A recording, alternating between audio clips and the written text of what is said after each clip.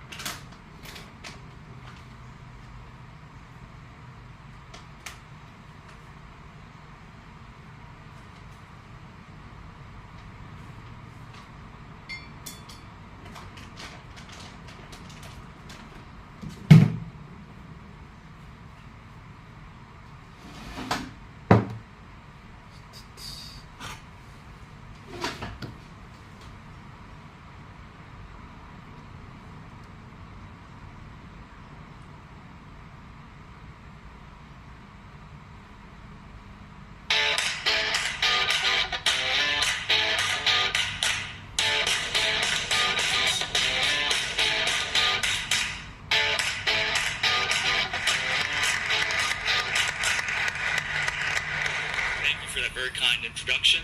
Thank you to the organizers for inviting me here today to tell you a little bit about my work. Aging. When someone says aging, we ostensibly know what it means, right? It means gray hair. It means wrinkles. It means our grandparents. Aging is so stereotyped that we can now submit a picture to a computer program and estimate how old we are. Or you can even submit a picture of a younger person and can estimate what they might look like when they're older. ใครโทรมา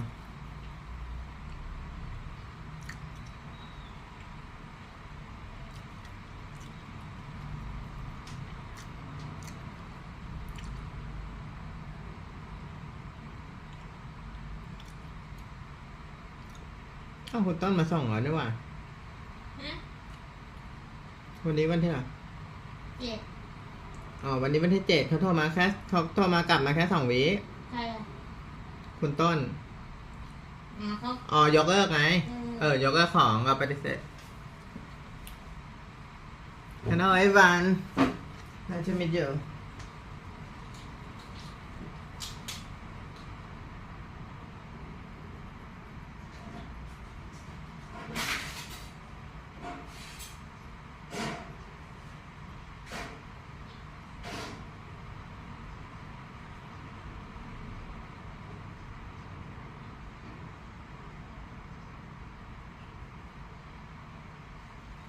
ใส่นี้ส้มเ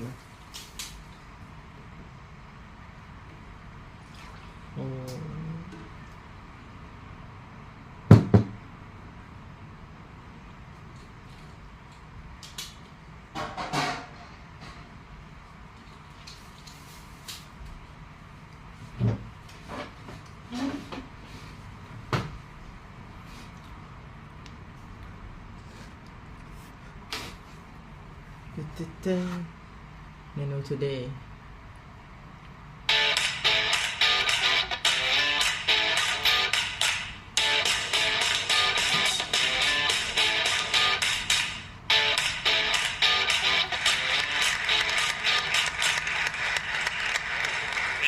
Very kind introduction. Thank you to the organizers for inviting me here today to tell you a little bit about my work. Aging. When someone says aging, we ostensibly know what it means, right? It means gray hair. It means wrinkles. It means our grandparents. Aging is so stereotyped that we can now submit a picture to a computer program and estimate how old we are. Or you can even submit a picture of a younger person and can estimate what they might look like when they're older, like old Justin Timberlake here, for example. And we all age, right? It's inevitable. It's unavoidable. But as my 4-year-old niece likes to say, and as many scientists say, but why? Why do we all age? And as my niece also likes to say, but do I have to? And I think that's a good question. So unfortunately, besides just gray hair and wrinkles, aging comes with a lot of worse things. So for example, cognitive decline starts already in your late 20s. Which is quite concerning for people like me in our late 20s. So for all you young people out there, which clearly I'm no longer since I say things like all you young people, but for all you young people out there, really enjoy it and soak it up, because it's all downhill from here, fortunately.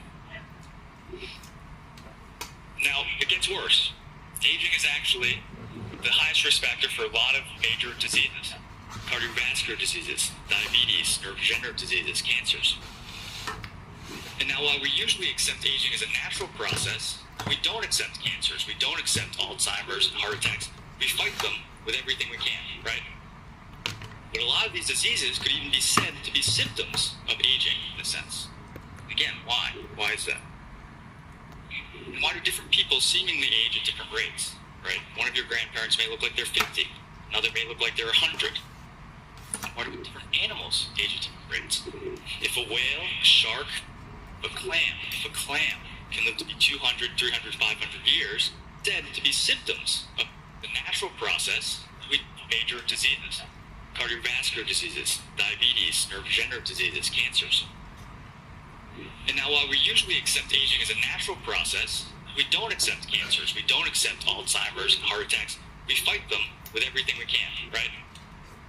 But a lot of these diseases could even be said to be symptoms of aging in a sense. Again, why? Why is that?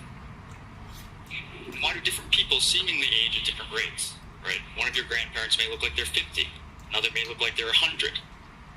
Why do different animals age at different rates? If a whale, a shark, a clam can live to be 200, 300, 500 years, why can't we all? Now in research, we often use model organisms, like the household mouse. And they're very good models because they're similar to humans in a lot of ways, actually, biologically. But why is it that the mouse's very close cousin, the naked mole rat here, the miraculous naked mole rat, actually lives 10 times as long, or even longer, seemingly without any age-associated diseases? So the goal of aging research is not really to live forever, per se, but actually to live healthier for a longer period of time, right? If we can all grow up to be 122, like the record holder, Jean Louise Calment here, if we can all be a little bit more like the naked mole rat without these age-associated diseases, hopefully with a little more hair, and if we're really lucky, maybe even make it to 500 and be happy as this clam here. So why can't we all, just with a little bit of help? Now people have been looking for the fountain of youth for a long time, throughout history, right? Famous explorers, Ponce de Leon looking in Florida, I don't think he found it. Indiana Jones found it in one of his movies, but subsequently lost it very quickly. Even Jay-Z wants to be forever young. He really wants to live forever, and ever. But actually, even though we haven't found this fountain of youth, scientists have made great progress already in slowing down aging, increasing health span in model organisms. So in flies, and worms, and mice, single genetic mutations, interventions like calorie restriction and exercise, and even a few drugs like rapamycin can slow down aging. So there is hope for humans. But back to the question of why. Why do we age? And there have been a lot of theories proposed, reasonable theories, and less reasonable theories, about why we age. But I think this quote sums up very nicely. None of them appears to be fully satisfactory, right? We're still looking for answers. However, in contrast, there are a lot of classical hallmarks of aging. Things that are conserved between different animals, conserved between different tissues and cells, that signify aging and maybe contribute to aging. And one in particular that I studied is stem cell exhaustion. So what's a stem cell? In this case, a hematopoietic stem cell, which makes blood. Stem cells have two very defining characteristics. One, they can self-renew, which means make more copies of themselves that normal cells cannot do. And two, they can differentiate into all these other cells in their tissue. So in the case of a blood stem cell, they make all these other mature blood cells.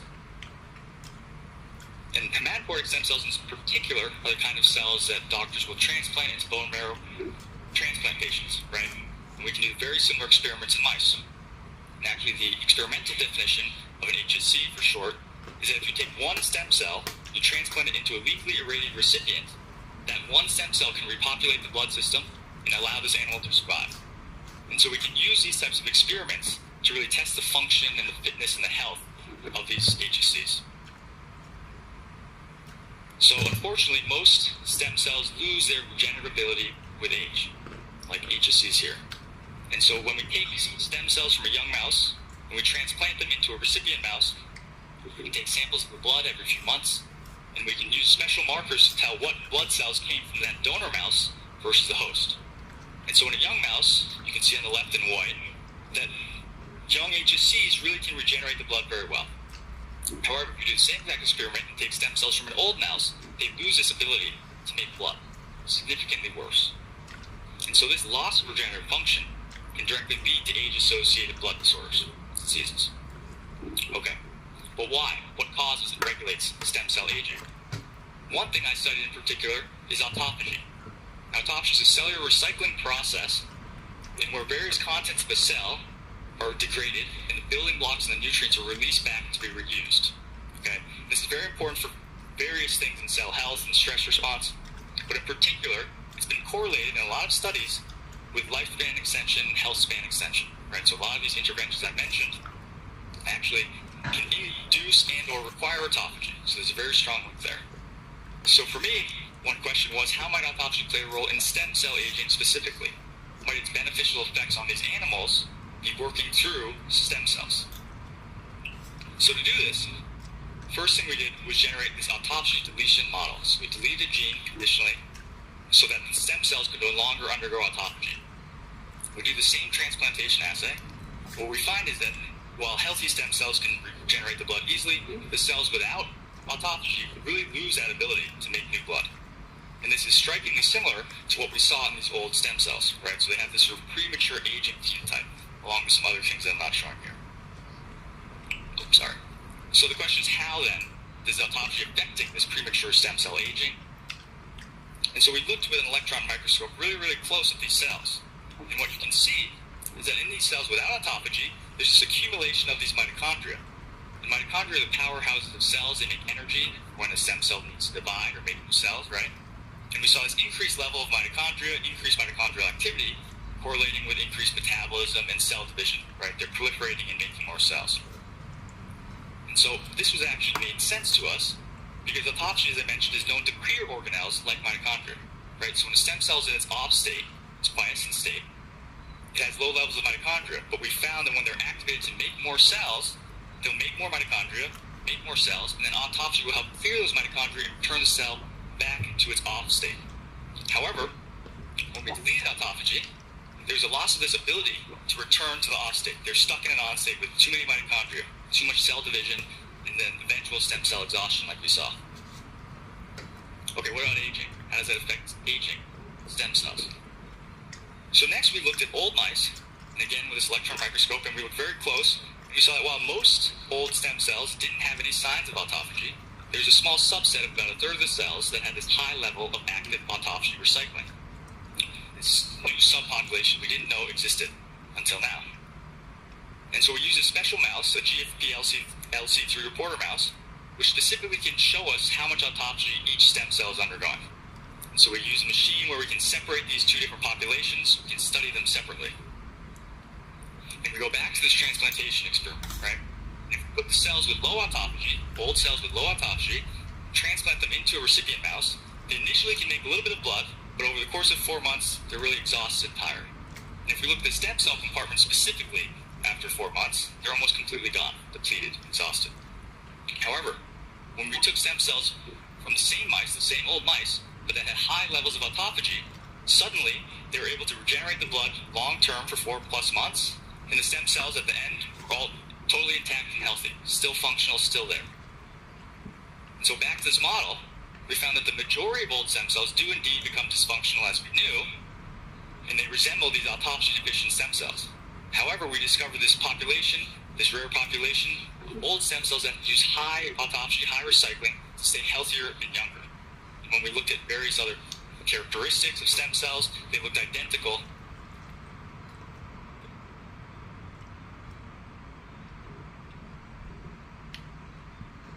to a young stem cell in everything that we looked at.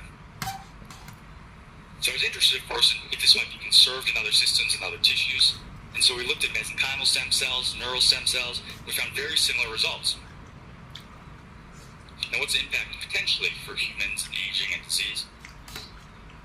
We also found that the stem cells with low autophagy had these signs of gamma H2AX replication stress, DNA replication stress, potential DNA damage.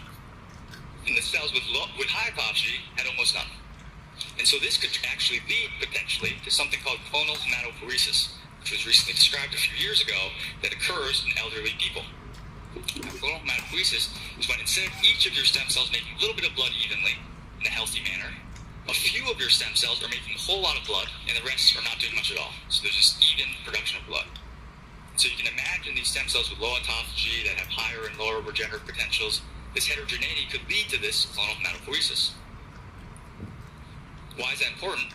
Because actually the clonal hematopoiesis was also found to be very highly associated with increases in blood cancers and general overall mortality, right? So there's this very strong link to aging and mortality and death. Okay, so to summarize, we found that while most old stem cells, hematopoietic stem cells and others, have these low levels of autophagy, are much less healthy, lose their regenerative function, there's this subset that we discovered that have high levels of autophagy that resemble a young stem cell in everywhere we looked. And so the next question really is, can we make more of those, right? Can we convert the unhealthy cells into the more healthy functional cells? So this brings me to a second project that we're working on now, with the idea of rejuvenating stem cells, right? These various interventions that I mentioned, calorie restriction, exercise, and some others, to see if we can convert more of these unhealthy cells to healthy cells. In one example in particular, something we've worked on, we're rejuvenating stem cells, right?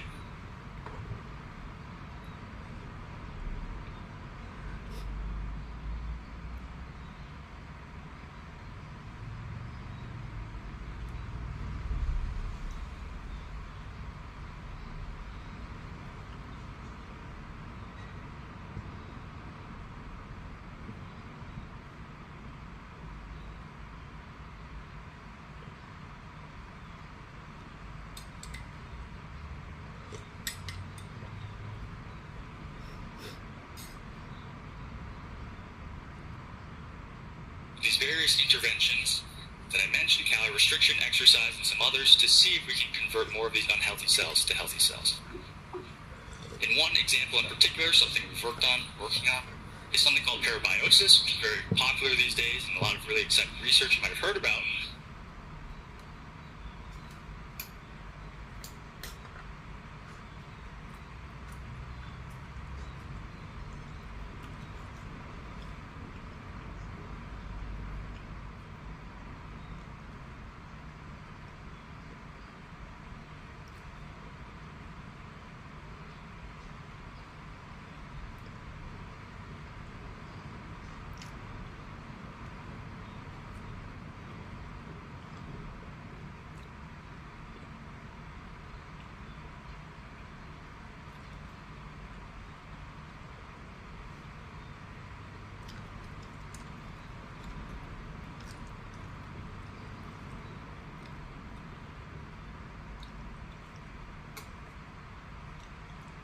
But in this process, you take two animals and you stitch them together surgically, and their blood systems are joined. So what happens, I know it's a Frankenstein-like experiment, but what happens is these aging factors and these useful factors will mix between these mice, and what a lot of labs have now found is that these useful factors actually will make the old mouse a lot healthier in a lot of ways. They'll be smarter, they'll have stronger muscles. And so what we're studying is how specifically these useful factors might help an old hematopoietic stem cell that actually makes blood. Now, after grad school, I actually wanted to switch and try something very different, neuroscience. I think it's important to challenge yourself, to learn new things, to succeed in different environments, right? Get out of your comfort zone. And the brain, I think, is just a miraculous organ. It makes you who you are, holds all your memories, and it's so complex in everything that we do every day, but there's a lot we still don't know. So I've switched over now to neuroscience, and I'll give you a few examples of the kind of things that we're doing in the lab, and the technologies that are really amazing these days, that really enable great science. So in this example here, called tissue clearing, what we can do is, through a chemical process, make a normally opaque brain, a mouse brain, entirely transparent, right, as you can see in the top left. And so now what this enables is imaging the whole brain intact throughout the entire thing. So we can see neurons in the deepest part and the bottom of the brain. This is really useful for mapping brain-wide neural connections for various diseases and behaviors. Another really amazing thing that we do a lot is something called multi-fiber photometry. So in this case, we implant fiber optic cables into a mouse brain. They're very fine, they're healthy.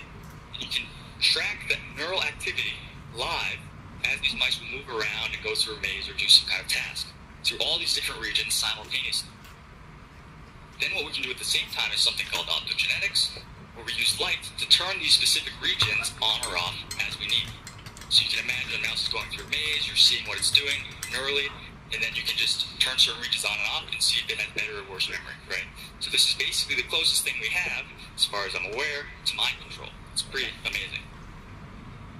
Finally, we can now have single-cell resolution for live imaging of animals, of mice, while they do behavior. So we can use a microscope and look really, really close. We can see individual neurons firing and activating as the mouse does some behavior, like licking for food. And then, again, we can use this optogenetics to specifically turn on one cell, turn off another cell, very quickly and very precisely. So this allows us to really control behavior, again, with a single-cell resolution and see how it affects this mouse as it does behavior. So with that, I'll leave you with a few final thoughts. Aging is the greatest risk factor for almost all major disease groups. And it's something we can study and something we can understand and hopefully can leverage to help advance human health, right? We found that there's a novel subset of these stem cells that maintain function as we get older by activating and using this autophagy recycling process. So there's actually good hope for stem cell rejuvenation, for slowing down aging eventually in humans. Generally speaking, I think science is amazing. Right? There's nothing I'd rather be doing. The idea to be able to go to work every day, to try to answer a question that no one has figured out yet, it's really just a privilege. And so for your young people out there, haven't started your cognitive decline yet, go find an internship, go volunteer in a lab. I don't think you'll regret it. And finally, a lot of my friends will often ask me, I'm already starting to forget things. What can I do to slow down aging? How can I avoid Alzheimer's? We don't have these answers yet, right? But there actually are a few things I think that we all know are good for us and actually are really good for anti-aging, for diseases, general health. So exercise, aerobic exercise, is just amazing. Amazing for your brain, amazing for your whole body. Eating healthy as much as you can, it really is important. And finally, because we don't have this magic pill to cure aging yet, life is really short, right? You could still be hit by a bus any day. So you really gotta enjoy life to the fullest, enjoy your youth, and buckle your seatbelt, go running every now and then, eat healthy when you can, and as Adam Sandler said in Billy Madison, cherish it, right? Cherish it, cherish your youth. And finally, the most important slide, the acknowledgement slide. I have to thank, of course, my great mentors, advisors, my former advisor, Emmanuel Patzigay, my current advisor, Dr. Carl Diceroth, all the fantastic colleagues, friends, and advisors that I've had, my funding sources that allowed me to do my research. Thank you for your time and attention.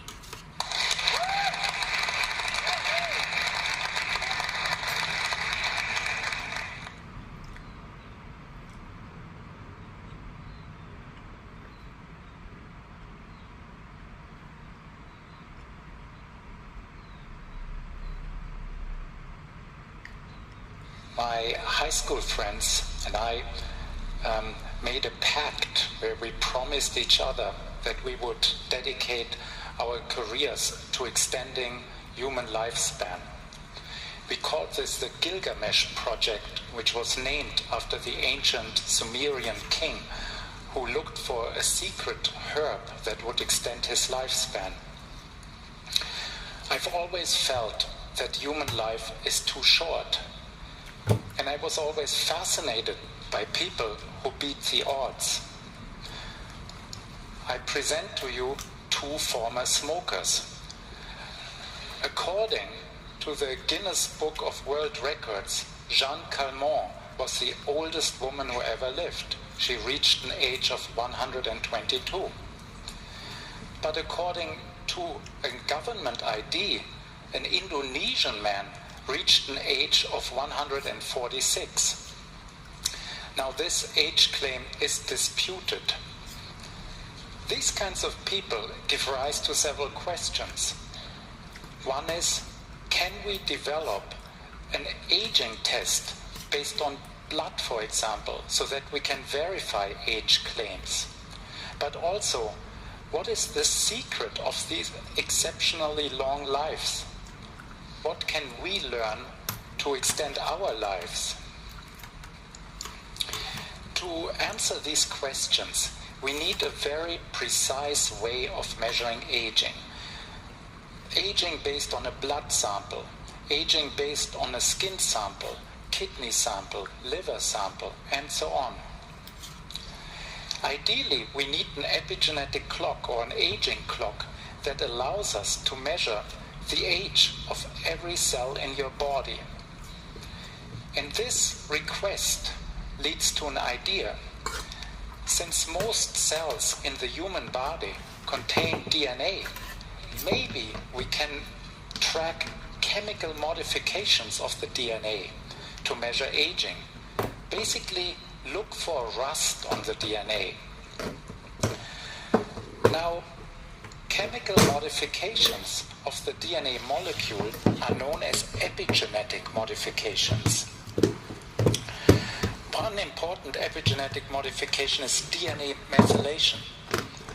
You can think of it as rust in the context of aging, but DNA methylation plays an essential, purposeful role during development. I stumbled across the first epigenetic clock by accident. A colleague gave me a methylation data set because he was interested in studying sexual orientation. And these methylation data from saliva didn't lead to any signal whatsoever for sexual orientation. But when I correlated the methylation data to age, I almost fell off my chair because the signal was so strong. And I immediately decided that I will drop everything else in my lab and will focus on using methylation data to build aging clocks. So the first epigenetic clock was based on saliva samples, and we published it in 2011. But we didn't stop there. Next, I built a clock for blood, then an epigenetic aging clock for post-mortem brain tissue, and so on. And that led to an idea. Why can't one build a single aging clock that applies to all human tissues and cells? And this work culminated in the so-called pan-tissue clock. You give me a DNA sample from any cell of the body, I can tell you your age. Now it's 2020, and we are working on an even more ambitious project. We've already built so-called universal mammalian clock that apply to all mammals, all mammalian species. You give me a DNA sample from your dog, from a mouse, from a horse, from an elephant, from a beluga whale, I can estimate the age of that animal. But let's return to the species that we most care about, humans. Epigenetic clocks have led to two profound discoveries. First, there is no clear separation between aging and development. Epigenetic clocks apply to young children and they apply to centenarians.